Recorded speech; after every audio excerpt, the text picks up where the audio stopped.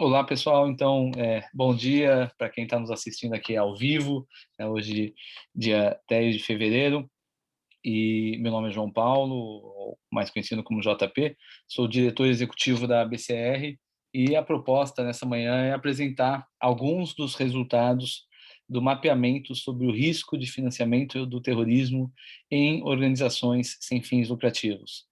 Essa foi uma pesquisa, um estudo, né, um mapeamento conduzido pela organização ICNL, International Center for Not-for-Profit Law, uma organização com sede em Washington e que mapeia, acompanha a legislação no mundo em relação às organizações da sociedade civil, debate o tema da liberdade de associação, liberdade de atuação associativa em democracias e países não democráticos.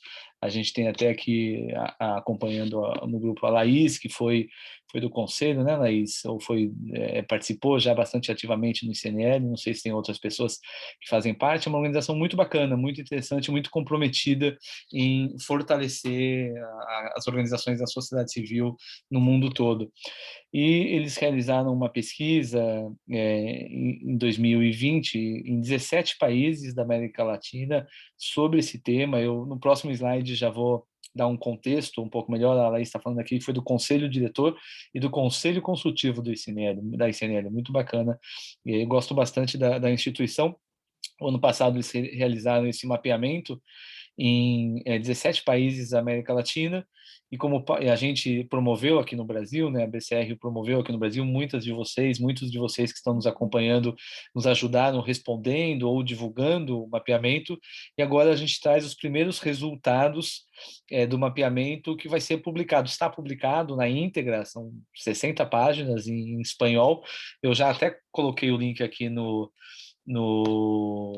bate-papo, vou colocar novamente para todo mundo, caso alguém tenha chegado depois e quem já queira acessar o mapeamento, mas depois a gente vai disponibilizar no site da BCR uma notícia em breve. A nossa apresentação aqui vai durar no máximo 50 minutos, a ideia é fazer uma apresentação rápida, preparei poucos slides com alguns dos principais resultados identificados nesse mapeamento. Nós trouxemos essa reunião para o Zoom para que vocês possam participar, então fiquem à vontade de mandar perguntas aqui no bate-papo, fiquem à vontade se quiserem abrir o microfone de vocês para fazer alguma pergunta no decorrer da minha apresentação. Depois tudo vai ser divulgado publicamente também, inclusive estamos gravando para poder compartilhar esse vídeo, e esse mapeamento vai ser também enviado a instituições públicas, às autoridades brasileiras que tratam desse tema, né, em especial o COAF, e eu vou dar o contexto um pouquinho já nesse próximo slide. Então vamos partir para ele, para a gente ganhar tempo e celeridade, mas novamente fiquem à vontade para fazer qualquer pergunta que quiserem a qualquer momento, tá? A gente está com bastante flexibilidade usando essa ferramenta justamente para promover essa integração. Então, é um estudo que foi realizado na América Latina por liderança da International Center for Non-Profit Law, em parceria com o GAFILAT. Para quem não conhece, GAFILAT é uma associação de países na América Latina que promove e dissemina as recomendações do GAFI-FATF. São recomendações que foram criadas desde a década de 80 para que os países atuem no sentido de combater e prevenir a lavagem de dinheiro e o financiamento do terrorismo. É um ecossistema, né? O GAFI-FATF é uma organização que tem sede em Paris, e o GAFILAT é essa mesma organização, porém composta por países da América Latina. O Brasil é um país associado às duas instituições, então, se eu não estou equivocado, na América Latina, Brasil, México e Argentina são associados tanto ao GAFI como ao GAFILAT, e na América Latina são 17 países associados ao GAFILAT, e no ano passado, em parceria com a instituição, nós realizamos essa pesquisa para entender a percepção das organizações na América Latina em relação à percepção ao terrorismo. E por quê? Né, percepção do financiamento ao terrorismo.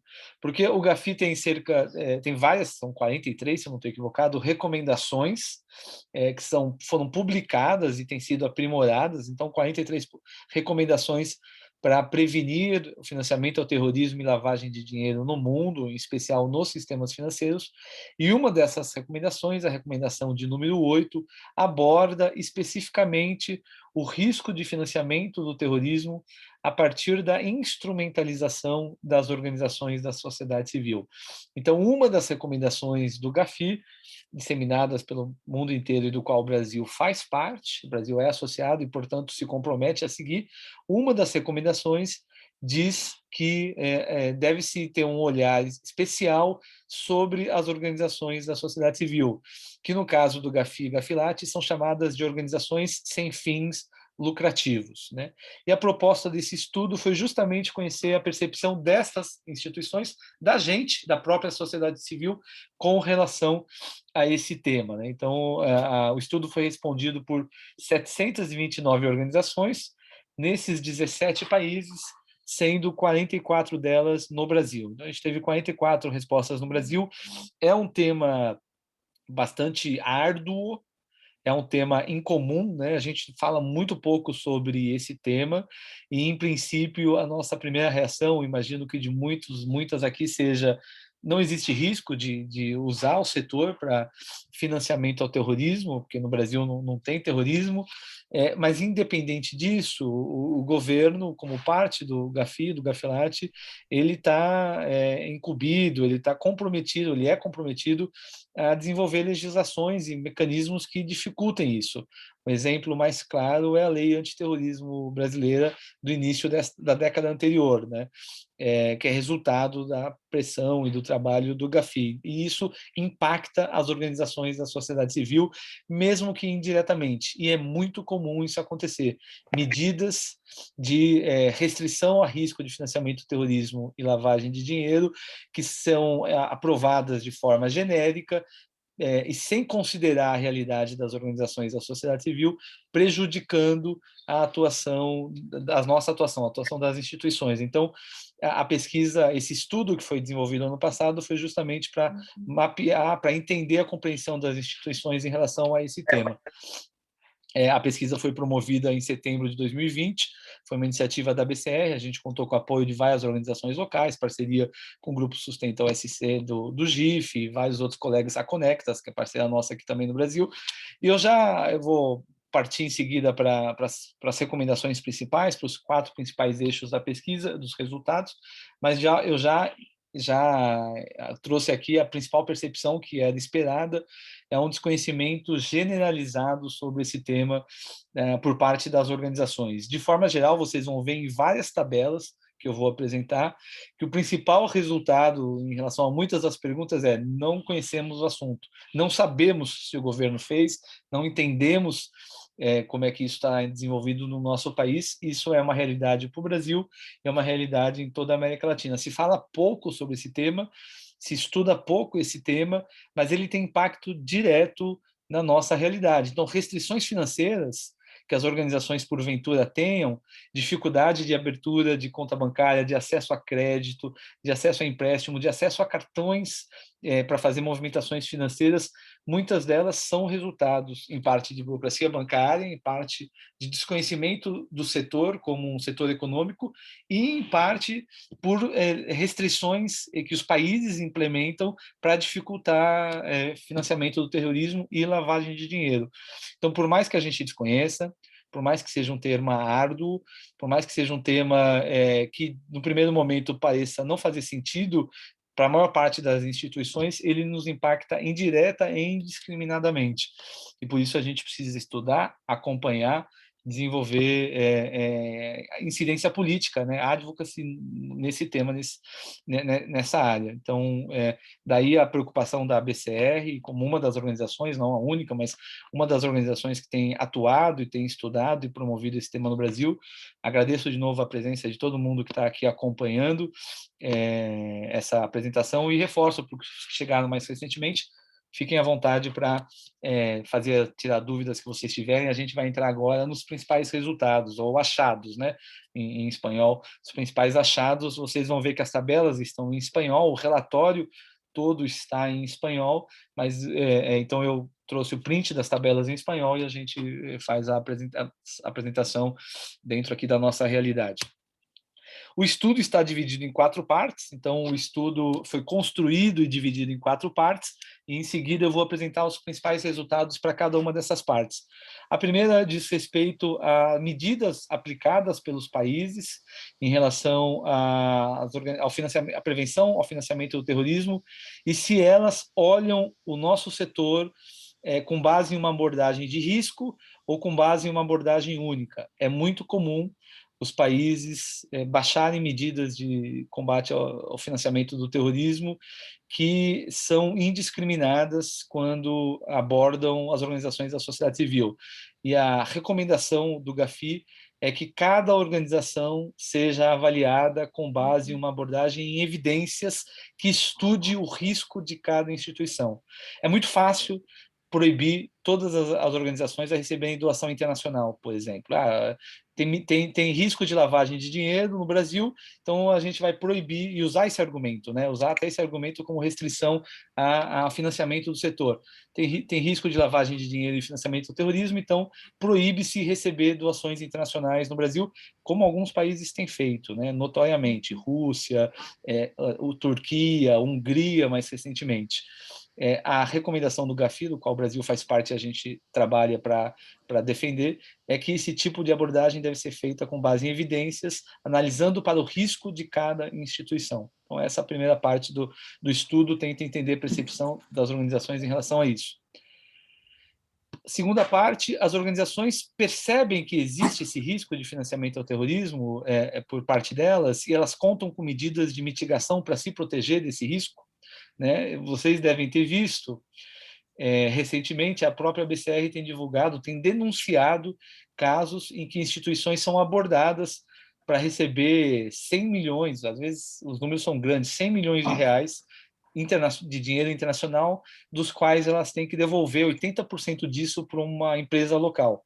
É um esquema que existe, muitas organizações são abordadas e nos avisam disso, e a gente segue denunciando, muitas delas denunciam, inclusive, a Polícia Civil, ao governo, mas naturalmente, não necessariamente todas têm essa percepção desse risco e que esse recurso pode estar sendo usado para lavagem de dinheiro. Então, essa segunda parte tenta entender se elas têm essa percepção. Vocês vão ver que o resultado é bastante curioso, no sentido do resultado de muitas pesquisas que a gente tem no Brasil, de que tem corrupção no Brasil? Tem, mas você atua, né? Você faz corrupção? Não, eu não faço, mas tem. Vocês vão perceber que as organizações respondem algo muito parecido em relação a como elas entendem o setor e como elas veem elas mesmas. As organizações, terceira parte, as organizações tiveram oportunidade de contribuir com o trabalho desenvolvido de avaliação de risco por parte do governo. A gente vai ver a percepção delas sobre isso, a nossa percepção, e as medidas tomadas pelos países interrompem ou atrapalham as atividades, legítimas, né, das organizações, ou limitam o exercício de liberdade de associação. Então, o estudo tentava entender se havia restrição, se há restrição no exercício de liberdade de associação em razão de medidas implementadas para prevenir o financiamento ao terrorismo nos países.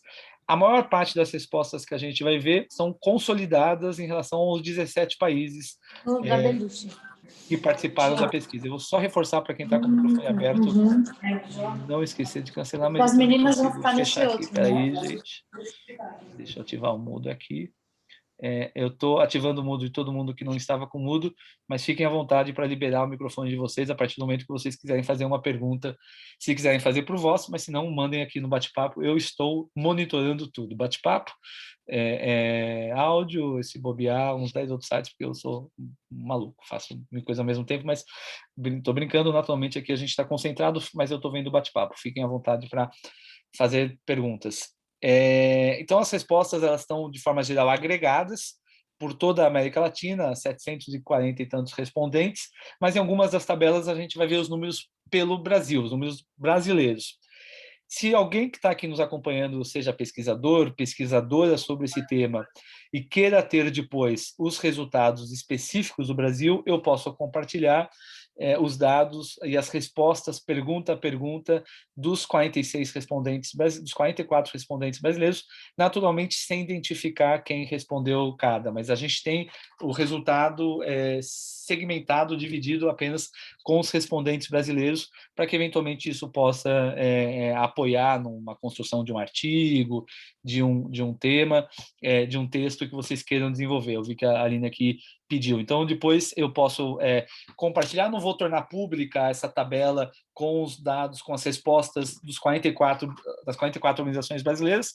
A gente vai tornar público só o resultado, o relatório todo, né, o relatório integral, são mais de 60 páginas, está em espanhol, mas quem aqui estuda, pesquisa, trabalha em cima do tema, eu posso depois compartilhar. Já vi que algumas pessoas escreveram, eu vou depois eu passo para todo mundo que está aqui presente que pediu. Fiquem à vontade, ou se qualquer coisa me enviem por e-mail, mas aqui a gente vai, neste momento, mostrar os principais resultados agregados, né? Então, principais resultados e recomendações do estudo. Em relação à parte 1, percepção sobre as medidas do país, de forma geral, as organizações entendem que quase todos os países usam uma abordagem única quando olhando organizações da sociedade civil. Eu acho que, enfim, isso é o que a gente vê no Brasil, né? A gente tem vivido tempos bastante radicalizados do ponto de vista do olhar que o Estado tem para as organizações da sociedade civil, e a tendência é ver as organizações como todas de uma única forma, e geralmente negativa atualmente. E isso se percebeu na América Latina como um todo. Quando se aprovam medidas para combater o financiamento ao terrorismo e lavagem de dinheiro, são medidas que, de forma geral, são aplicadas da mesma forma para todas as organizações, que não é o que deve ser feito e tampouco é a recomendação oficial do GAFI. A recomendação é que as organizações sejam olhadas com base no risco que elas têm. Gente, essa é a recomendação do COAF para as empresas, né, no Brasil. É recente, até o Brasil, os agentes financeiros são obrigados a analisar os seus clientes, seus fornecedores, com base no risco e em evidências concretas.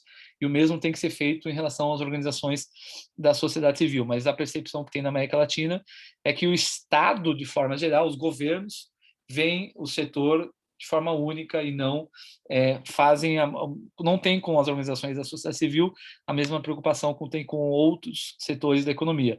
Por isso, a gente tem que aprimorar níveis de conhecimento, examinar melhor ameaças e vulnerabilidades do setor, e usar experiências que existem em vários países, como Peru, Argentina tem alguma coisa trabalhada no sentido de incidir politicamente e garantir que os agentes públicos olhem o setor com uma análise baseada em evidências a partir do risco de cada instituição. Idealmente falando, deveria existir um diálogo contínuo entre o governo, organizações sem fins lucrativos, né, que está aqui, instituições financeiras e etc. Para vocês conhecerem alguns dos resultados, só lembrando que novamente que as tabelas estarão em espanhol. Deixa eu só postar para quem chegou depois, deixa eu postar o link do estudo completo, tá? O link da análise do estudo, do relatório completo, que a gente vai depois compartilhar publicamente.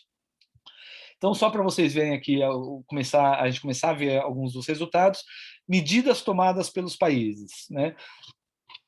De forma geral, vocês vão ver na penúltima linha que a maior parte das organizações respondentes dizem não ter conhecimento sobre o assunto. Isso vai se repetir. Isso é bastante comum. A maior parte das organizações não entende o assunto e a gente tem que trabalhar para disseminar, para torná-lo mais conhecido e tornar as organizações parte desse debate. Mas, de forma geral, daqueles que conhecem o tema, é muito baixo o percentual de respostas que indicam que as autoridades tomaram medidas com participação das organizações representativas nos seus países, né? É muito baixo. Então, não chega a 10% os respondentes, de forma geral, nos 17 países, que dizem que as autoridades locais tomaram iniciativas com participação das organizações, sejam mais representativas ou não muito representativas. E um pouco mais de 10%, na média, dizem que as autoridades tomaram medidas sem participação das organizações, ou nem tomaram, né, medidas específicas de prevenção, combate ao terrorismo que afetem as organizações da sociedade civil. né? Mas, de novo, e como a gente vai ver com bastante frequência, a maior parte das respostas costumam dizer que as organizações não tinham tanto conhecimento sobre o assunto. As organizações, aqui a gente tem quebrado por país, né? Argentina, Bolívia, Brasil, Chile, Colômbia, Costa Rica, são países da América do Sul e América Central, né, compreendendo aí a América Latina. Fica de fora o Caribe, porque o Caribe tem uma outra organização específica dos países caribenhos para esse mesmo tema. As organizações, elas estão sujeitas a enviarem para o COAF, a pergunta é mais nesse sentido, é bem nesse sentido, elas estão sujeitas a enviarem para o COAF informações quando elas identificam riscos de financiamento ao terrorismo. De novo, é bastante grande o nível de respostas de desconhecimento sobre o tema.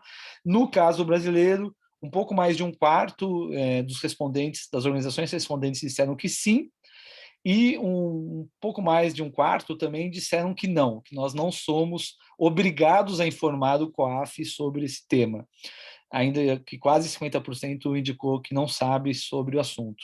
Acho que nós temos especialistas na sala, que estão aqui com a gente, que podem eventualmente responder por bate-papo ou por chat, mas o entendimento que eu tenho é que a gente, de fato, não é obrigado a acionar o COAF, que nos outros países é chamado Unidade de Informação Financeira, UIF, mas no Brasil o nome não foi aprovado. Mas fiquem à vontade para compartilhar, caso vocês tenham mais informações ou informações mais técnicas sobre o assunto. Aqui a gente, no resultado, saiu uma tabela específica sobre o Brasil, comparando o Brasil e México, por isso que eu trouxe aqui para a gente. A identificação, a parte das identificação do segmento das organizações sobre o maior risco em relação às autoridades. De novo, isso aqui é parte daquela pesquisa maior, mas daquela tabela anterior, mas vocês vão ver que as autoridades fizeram identificação do nosso segmento com participação das organizações mais representativas, é só 2% das respostas, né? E sem representação sem participação das mais representativas, 0% das organizações brasileiras responderam. O desconhecimento é geral, no Brasil também, né? Até maior do que no México. 63% das organizações brasileiras não tem conhecimento se o Estado, se o governo brasileiro fez um estudo com base no risco e com recorte das organizações da sociedade civil. Em que maneira, nos 17 países respondentes, as organizações estão sujeitas às leis ou regulamentações de lavagem de dinheiro, de prevenção à lavagem de dinheiro e combate ao financiamento do terrorismo nos 17 países? Existem disposições específicas para organizações? Não existem disposições específicas para as organizações? Não estão sujeitas de forma alguma à regulamentação de lavagem de dinheiro e combate ao terrorismo, ou não sabem? Eram as 4 opções disponíveis. No caso brasileiro, de novo, a gente tem aí 40% dos respondentes não sabem sobre esse tema, mas aparece um pouco mais de um quarto dos respondentes dizendo que existem disposições específicas para organizações da sociedade civil sobre o tema da lavagem de dinheiro e sobre o tema do financiamento ao terrorismo. Mas a gente tem um percentual também bastante grande, chega a um pouco menos de um quarto, 20%, que dizem que não existem disposições específicas para o nosso setor. Curioso que em ambos os casos ficamos divididos, né? Se a gente tira quem não sabe, metade de quem respondeu dizia que não tem regra específica para o nosso setor e metade dizia que tem regra específica para o nosso setor. Uma visão que a gente precisa consensuar, entender melhor, né, e até disseminar o que existe e que impacta o nosso setor. Só mais creio que a última tabela dessa parte. O país adotou medida para encarar essa questão dos riscos do financiamento ao terrorismo que sejam aplicadas especificamente às organizações da sociedade civil, e abaixo o país identificou características ou atividades que implicam essa vulnerabilidade do financiamento ao terrorismo por parte do nosso setor. Né, vocês vão ver que a resposta principal é não tem conhecimento, sobre o assunto, mas quando os participantes têm conhecimento, aparece bastante que os países, as autoridades não implementaram medidas, na primeira tabela, não implementaram medidas de fazer frente aos riscos de financiamento ao terrorismo, e na tabela de baixo, que o país identificou, que aparece aqui com 14% que os países locais fizeram, identificaram com a participação das organizações da sociedade civil. A gente não está falando especificamente do Brasil, mas a gente vai ver e podemos debater. A ideia é que a gente, inclusive, debate, porque essa apresentação vai servir de insumo para uma reunião no final desse mês, que eu vou convidar todo mundo ao final, que a gente tem que estudar o caso brasileiro e começar a atuar no caso brasileiro, né? De forma geral, nós temos um organismo que atua no combate à corrupção e que tem um recorte nesse tema, que é o ENCLA, mas não há um diálogo permanente geral do governo brasileiro com organizações representativas do setor no que diz respeito à construção de políticas de financiamento ao terrorismo e lavagem de dinheiro. Tem uma pergunta aqui da Juliana: o quanto seria interessante um questionário desse ser direcionado às autoridades nesses países, para que eles responderem também a perguntas como essas. Juliana, ótima pergunta, e a resposta é: esse questionário foi feito para os países. O acordo que a ICNL fez com o Gafilat era que a gente ia publicar esse relatório, fazer essa pesquisa com as organizações da sociedade civil, e o Gafilat ia fazer com os 17 países, com as autoridades competentes nos 17 países. A ICNL cumpriu sua parte, o Gafilat não. Ele abriu mão de fazer esse estudo. Então, está-se em negociação, em debate, para que eles retomem isso, né? Algo curioso, interessante já informar: o Gafilat estava sendo liderado pelo Brasil, pelo representante brasileiro, Bernardo Mota, que esteve à frente do COAF nos últimos 2 anos, mas ele saiu do COAF em dezembro. E no momento, até onde eu saiba, a Pulso Público tem nos apoiado aí, a autoridade brasileira pública, né, neste tema está sem liderança por enquanto. A gente está monitorando, a situação pode mudar, mas a sua consideração, Juliana, é corretíssima. O ideal seria que os países respondam e que a gente possa cruzar os resultados e ter uma visão mais completa, né? E a Aline fez um comentário aqui, que ela vê o tema do combate ao terrorismo muito próximo da agenda da lavagem de dinheiro, do combate à lavagem de dinheiro. E se eu posso comentar sobre a motivação para focar na questão do terrorismo. Aline, a pergunta está corretíssima, e eu já li com bastante atenção as recomendações. O motivo para se focar na questão do terrorismo se dá exclusivamente porque a própria recomendação número 8 do GAFI, ela versa sobre financiamento ao terrorismo.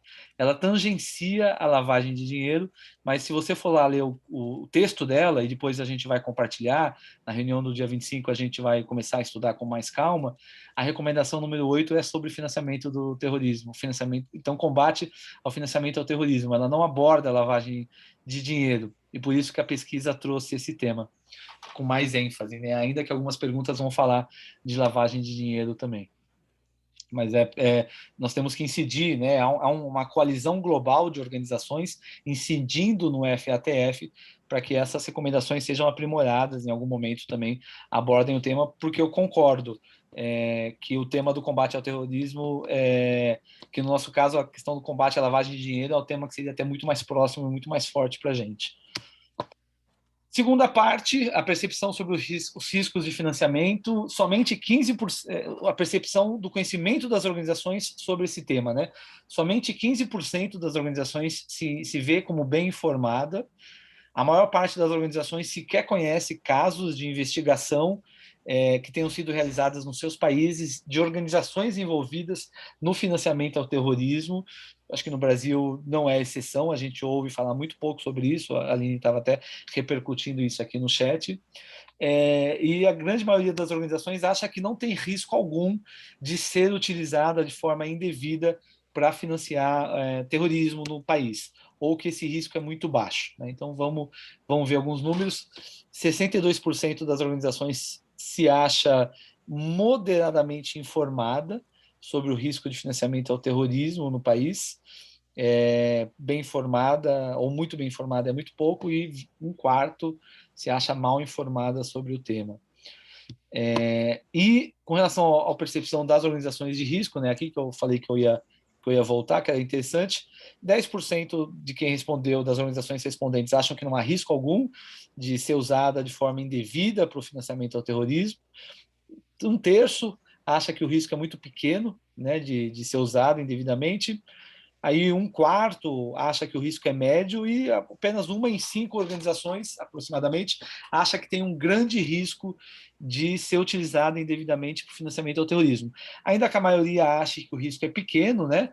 Dá 45%, aí nenhum risco ou risco pequeno, quase metade, 20% acha que tem um grande risco. Então, 1 em 5, né? Interessante. E 15% não tem conhecimento para responder essa pergunta. Aí, quando a gente vai ver sobre a sua própria organização, 60% de quem respondeu diz que não tem risco nenhum. Então, eu vou voltar aqui só para a gente comparar. 10% das organizações respondentes dizem que o setor no seu país não tem risco nenhum. Mas quando elas falam da sua própria organização, 60% dizem que não tem risco algum. Então, aí uma clara percepção de que as outras organizações têm mais risco do que a nossa própria organização de serem indevidamente usadas para financiamento ao terrorismo, né? Aí o grande risco já cai para 7%. Cai bastante. E o desconhecimento sobre essa pergunta até reduz mais da metade, né? Bastante interessante essa comparação. Acho que, por fim, nessa segunda parte, essa é a última, as organizações que responderam, elas mesmas, elas realizam atividades para reduzir esse risco, ou seja, de financiamento ao terrorismo, ou lavagem de dinheiro, né, ou ainda corrupção, né? Então, tem aqui uma pergunta sobre esse tema, e muitas delas dizem que fazem avaliação de risco interna, né, sobre serem utilizadas, serem suscetíveis a financiamento ao terrorismo, lavagem de dinheiro. Muitas disseram que desenvolvem diligências com seus associados, com seus membros, né, inclusive fornecedores e subfinanciadores. É muito importante essa terceira linha, a realização de diligências com doadores, né? De fato, muitas vezes a questão dos doadores e de identificar a origem dos doadores ela é importante para a gente garantir que a organização não esteja sendo instrumentalizada com um possível risco de financiamento ao terrorismo e lavagem de dinheiro, seus beneficiários, né, quem está sendo impactado, melhores práticas e medidas de procedimento de governança, que é muito importante a governança, garantir que ela esteja atenta a esse risco. Enfim, tem outras sugestões de atividades aqui também. A Aline perguntou aqui se ela quer saber se tem um movimento global regional sobre preocupações do tema de lavagem de dinheiro. Específico lavagem de dinheiro nesse recorte, Aline, é a coalizão, né, a Global NPO Coalition on FATF, a coalizão global de organizações para o FATF, que aborda esse tema com a preocupação ou com o instrumento que a gente tem, que é a recomendação 8. O tema da lavagem de dinheiro não fica de fora disso, mas existem iniciativas, a própria Conectas, que é parceira nossa, existem iniciativas ou acompanhamentos de outras organizações sobre esse tema. A OCDE também acompanha lateralmente. Eventualmente, a gente pode estudar e conhecer se há redes ou movimentos específicas sobre lavagem de dinheiro. Nesse caso específico, é o FATF, que a recomendação é de financiamento ao terrorismo, mas as recomendações como um todo são lavagem de dinheiro e financiamento ao terrorismo. A Conectas, infelizmente, não pôde participar aqui com a gente, mas eles vão estar na reunião que eu vou convidar vocês no dia 28. Eu acho que eu errei aqui, gente, eu vou mudar a apresentação. Ficou faltando uma tabela que era importante colocar, que dizia sobre qual tema é mais importante no país para suas organizações. E essa tabela perguntava, para a sua organização, qual tema é mais forte? Lavagem de dinheiro, combate ao terrorismo ou corrupção? E vocês vão ver, de fato faltou aqui, mas eu vou incluir na apresentação para compartilhar, e vocês podem ver no estudo, vocês vão ver que nos países que responderam, o tema da corrupção é muito mais forte, é uma preocupação muito maior, o tema da corrupção do que e o risco de corrupção do que os temas de financiamento ao terrorismo e lavagem de dinheiro. Indo aqui para a reta final já, contribuição das organizações ao trabalho de avaliação de risco, ou seja, as organizações são chamadas e participam do desenvolvimento local de iniciativas e avaliações locais de mapeamento do setor sobre financiamento ao terrorismo e lavagem de dinheiro. Elas promovem intercâmbios com os agentes públicos locais ou, inclusive, com as visitas que são realizadas de forma periódica pelo GAFI, né? As organizações participam do desenho de campanhas educativas sobre recomendações de riscos de financiamento ao terrorismo ou na promoção de boas práticas e modelos de prevenção de risco. A gente vai ver que, na maior parte do caso, a resposta é não, mas essas são recomendações que são feitas pelo estudo, né? E o André está comentando aqui que os riscos e os perigos são os mesmos já praticados naquelas instituições que se deixam cooptar por organizações criminosas, para atos de corrupção, lavagem de dinheiro, porque o problema não é a entrada de recursos em si, e sim a saída. E por isso essas instituições estão sujeitas a regras do COAF em transações financeiras. E que antes do dinheiro já existe um ânimo para o crime, sem dúvida nenhuma. De forma geral, a gente vai ver, na maior parte dos casos, o risco, não o risco, mas a iniciativa é externa, né? Nos que a BCR tem denunciado, a iniciativa é externa de procurar as organizações para instrumentalizá-las para lavagem de dinheiro. E a gente tem que ficar atento a isso, mas o ânimo de fato já existe. Com relação a essa parte, alguns estudos, alguns dados, né, alguns resultados. De novo, de forma geral, as organizações não têm conhecimento sobre o tema, elas não conhecem o que os países estão fazendo. Daquelas que conhecem, elas entendem com bastante frequência, é a terceira linha de baixo para cima, com bastante frequência que as autoridades não realizaram nenhuma iniciativa específica de identificação do segmento das organizações de maior risco, ou não realizaram estudos e mapeamentos periódicos em relação ao setor, né? Esse é o caso brasileiro, claramente, esse é o caso brasileiro. Não há no país nenhuma visão específica nenhum mapeamento específico sobre as organizações sem fins lucrativos, como eles chamam, organizações da sociedade civil, como a gente chama, em relação a risco ao financiamento ao terrorismo e lavagem de dinheiro. Simplesmente as medidas são tomadas, sejam no executivo ou no legislativo, sem levar em consideração a nossa realidade e o nosso setor. E isso é repercutido nessa pesquisa a partir da percepção das próprias organizações. Não há diálogo, né? Não há participação das organizações, e a gente está trabalhando, esse estudo faz parte disso, a gente está trabalhando para construir isso, para que, pelo menos da nossa parte, haja a tentativa de se realizar esse diálogo. E se isso não for possível, a gente vai atuar com incidência política naquilo que precisa ser realizado, com estudos paralelos, com conexão direta com a FATF em Paris e com o Gafilat na Argentina e por aí em diante. Pressão na opinião pública, enfim. Isso é um trabalho para ser feito pela coalizão que começa a se reunir a partir do final do mês. Algumas medidas de sensibilização, né, algumas medidas de interação com as organizações que foram adotadas pelas autoridades no país em relação às organizações da sociedade civil. Então, sensibilização sobre o tema para as organizações da sociedade civil, para o público em geral, sensibilização sobre o financiamento ao terrorismo e a atenção especial para organizações da sociedade civil em relação ao sistema financeiro. Melhores práticas junto às organizações da sociedade civil. Então, aqui tem alguns exemplos de medidas que foram realizadas e a percepção delas pelas organizações da sociedade civil.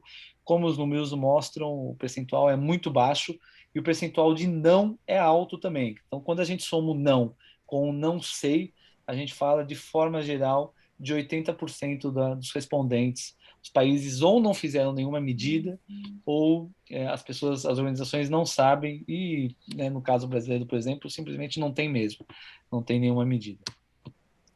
Último, né, para a gente já concluir, manter aí a nossa perspectiva de uma apresentação de 50 minutos e abrir aí um espaço final para comentários e considerações. Limitações ao trabalho desenvolvido pelas organizações. As organizações, de forma geral, mostram,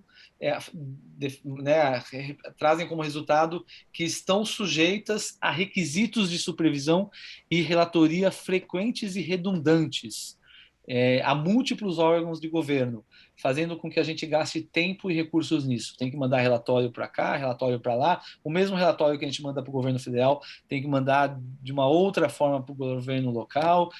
O Brasil talvez não seja um caso tão grave, mas tem países como a Argentina, por exemplo, que as organizações têm que mandar para o órgão local mensalmente dados sobre a sua receita, sobre as doações recebidas, sobre os recursos gerados, e isso de forma recorrente e mensal. É uma burocracia gigantesca, e o risco é que isso seja implementado em países em que não há esse diálogo governo e sociedade civil, e por isso a própria sociedade civil, quando for o caso, tem que estar atenta para, inclusive, evitar que isso aconteça. A grande percepção de exclusão da participação das organizações sem fins lucrativos no desenho de políticas públicas relacionada ao tema, o que é um fato, né, no caso brasileiro, e metade das organizações indicam que conhecem casos de exclusão financeira das organizações da sociedade civil. A gente é excluído de sistemas financeiros, as demoras ou burocracias bancárias prejudicam o trabalho das organizações e isso piorou nos meses recentes em razão da Covid. A Aline repercutiu aqui a fala do André, dizendo que tem um problema de entrada do ponto institucional das OSCs, muitas vezes são limitadas as fontes de acesso a recursos, isso é muito claro em doações internacionais, por exemplo, a burocracia, a loucura que é e curioso, né, o fato de que, até por não haver uma regra específica e que compreenda as organizações da sociedade civil na sua realidade, muitas vezes cada banco e cada mesa de câmbio é uma cabeça diferente. Tem organizações que têm muita facilidade e tem organizações que perdem tempo, dinheiro e recursos para conseguir, às vezes, ter acesso a um dinheiro que é dela, mas que a burocracia dificulta o câmbio. Enfim, são muitos exemplos que existem com relação a isso. Então, sobre isso, uma das perguntas era se a gente era obrigado, né, a prestar contas para o governo. Então, aqui tem a resposta. A gente, no caso brasileiro, está por país, no caso brasileiro, a grande maioria das organizações falaram que a gente tem que prestar contas para o governo sobre as nossas receitas, né? Aí a gente está falando da declaração não tem imposto de renda no nosso caso, mas tem que ser feita uma declaração anual. E um terço falou que tem que prestar contas para organizações subnacionais, aí estaduais ou municipais. Deixa eu só arrumar aqui o meu layout, que ele está tapando. Informações sobre o registro de reconhecimento legal das organizações. Então, a gente tem que apresentar documentação para entidades nacionais e também subnacionais, e também dados sobre a organização, sobre nossa equipe, sobre os nossos associados, membros e por aí em diante. 90% das organizações brasileiras disseram que tem que prestar contas em relação a isso, e 30% para organizações nacionais e 35% para organizações subnacionais. Acho que, se não me engano, esse é o último.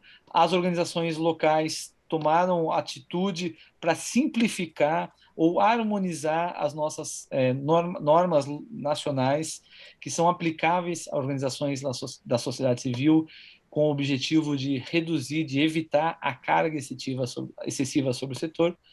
No caso brasileiro, uma parte não sabe, né? 25% não sabe o que responder, e uma grande parte, aí, creio que seja 30% das organizações respondentes, disseram que não, que o governo brasileiro, ou somando aí não, mas tem previsão, que dá quase metade, acho que dá um pouco mais de 50%, disseram que não, as autoridades brasileiras não implementaram medidas para facilitar a vida das organizações da sociedade civil, evitando uma carga excessiva de burocracias, né, que dificulte o acesso ao sistema financeiro e por aí em diante. Só 20% disseram que sim.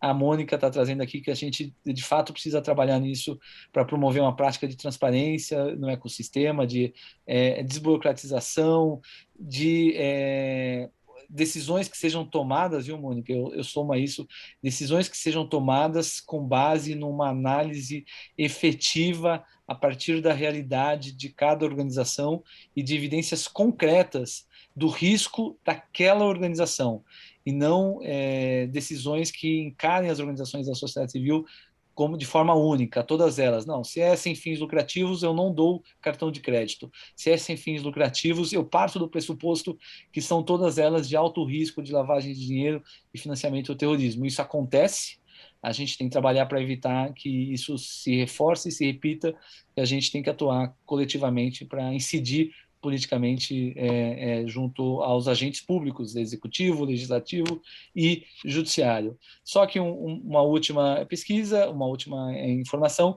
se as organizações sabiam, né, de fato, se há exemplos de outras organizações que tenham tido problemas em acessar o sistema financeiro.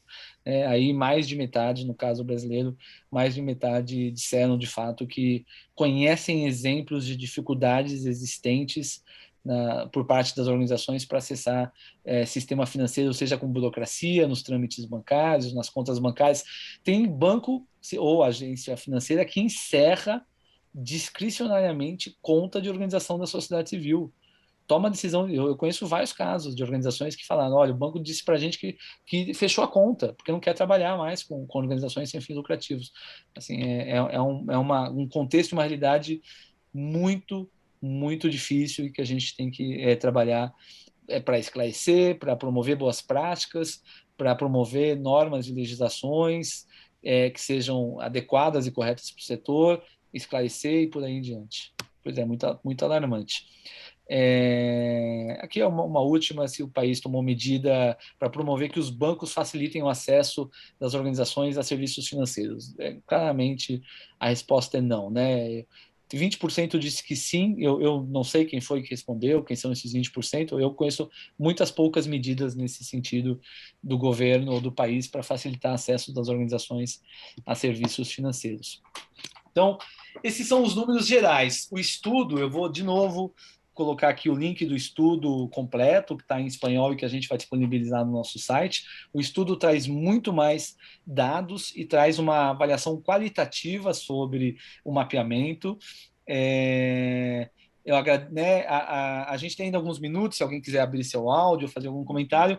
Eu agradeço aqui os comentários também da Laís, sobre a relevância desse trabalho e o que a gente tem feito, e também da importância do ICML. Agradeço a participação e faço o convite, tá? Antes de deixar aí uma última fala, se alguém quiser comentar por áudio, faço o convite.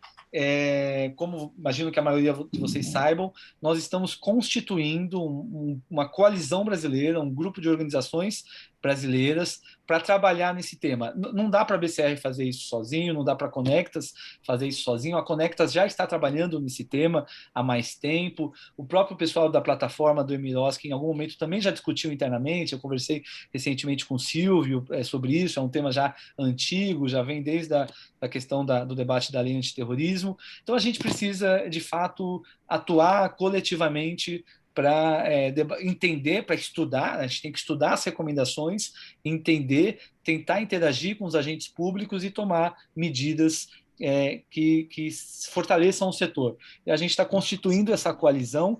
A primeira reunião dessa coalizão vai ser na quinta-feira, dia 25 de fevereiro, às 10 horas da manhã. Vai ser liderada pela BCR com a Conectas, e o convite é aberto para qualquer um que queira participar, seja individualmente ou seja institucionalmente. Vocês estão convidadas e convidados a participar aqui com a gente no dia 25. Falem comigo, me escrevam em separado, quem não recebeu ainda o convite. A gente tinha cerca de 40 pessoas inscritas.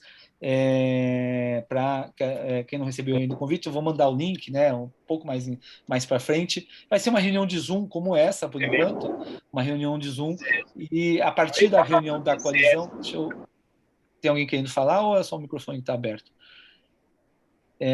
A partir da reunião do dia 25, aí já é uma reunião mais prática. A gente vai debater, a gente vai estudar as recomendações, vamos entender esse histórico. O pessoal da Conectas vai participar e vai trazer um pouquinho de tudo que foi construído até o momento, e a gente vai começar a construir a nossa estratégia, né? A nossa estratégia nacional para esse tema. Então, eu reforço o convite para que vocês participem. Eu vi mais alguns comentários, a Mônica, né, falando da importância da coalizão, ela vai participar com a gente, que a Mônica tem, né, trazido o tema para mim já há bastante tempo, reforçando a importância da gente fazer isso acontecer.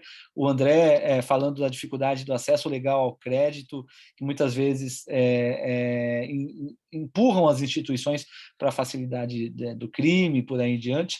Importante a gente ficar atento. O Ricardo Monello, que está aqui, falando da FENACOM, traz a FENACOM junto, hein, Monello, para participar com a gente, é importante ter essa visão também. O Carlos Foncaglio, falando, agradecendo a apresentação e a gente reforçar esse tipo de pesquisa e a sua disseminação. A Priscila, eu estou falando o bate-papo, gente, porque fica gravado o áudio, né? Não o bate-papo. Então é importante a gente dar voz para todo mundo. A Priscila também comentando, agradecendo e aí dizendo que vai participar. E, por fim, a Luísa falando do estudo e da iniciativa, agradecendo a iniciativa da construção da coalizão. Pessoal, alguém quer fazer algum comentário em áudio? Alguém quer abrir seu áudio e fazer alguma observação antes da gente encerrar? Estamos abertos para isso.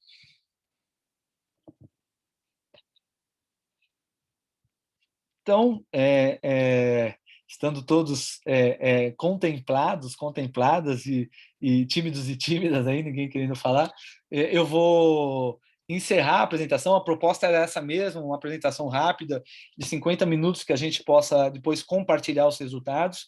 Nós vamos subir, só reforçando para quem não estava no começo, a gente vai postar no site da BCR nos próximos dias uma notícia com os principais resultados e o link para essa gravação, que vai estar no nosso YouTube, e para o estudo completo, que está em espanhol, mas é de fácil compreensão. Então, nos próximos dias, a gente vai compartilhar no nosso site essas informações. Nós vamos, para aqueles que chegaram depois e não viram, se você é um pesquisador, uma pesquisadora, ou tem interesse em conhecer as respostas específicas do Brasil, são 44 respondentes, eu posso compartilhar a tabela, sem identificar naturalmente quem respondeu, mas eu posso compartilhar a tabela, muitos aqui pediram, então eu vou mandar por e-mail a tabela específica do Brasil, para que você possa fazer um estudo, um artigo, um texto. Quanto mais a gente estudar e disseminar o tema, melhor. Esse tema não é nosso, né? Não é de propriedade nossa, é um tema que toda a sociedade tem que se apropriar. Então, a gente vai compartilhar. Agradeço a participação de todo mundo e Carlos, vou compartilhar para todo mundo que pediu aqui. Agradeço demais a participação de vocês.